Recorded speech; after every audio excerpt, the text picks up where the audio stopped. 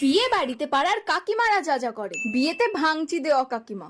এসে গেছি বিয়ে বাড়িতে, কি ভাবছো বিয়ে খেতে এসেছি? না না না না, বিয়েতে ভাঙচি দিতে এসেছি। ভেতরে যাই বাবা, গিয়ে আগুনটা লাগাবো। আপনি কি? আপনাকে তো ঠিক চিনলাম না। আমি তো বরের বাড়ির লোক গো।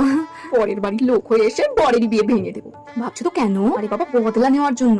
ওই ছেলের সাথে আমার মেয়ের বিয়ে দেওয়ার কথা ছিল, কিন্তু দিলি নে তো, এবার পৌঁছবি ঠেলা। ওই তো কোনে, যাই বাবা ভাঙচিটা দিয়ে আসি। কোনে যার সঙ্গে বিয়ে করছো ওই ছেলে তো আগে 500 বার বিয়ে হয়েছিল, লাগিয়ে দিয়েছি। পালাই বাবা, কেটে পড়ি। বেআই মশাই, এসব কি শুনছি আমি? কেন বেআই মশাই, কি শুনেছেন?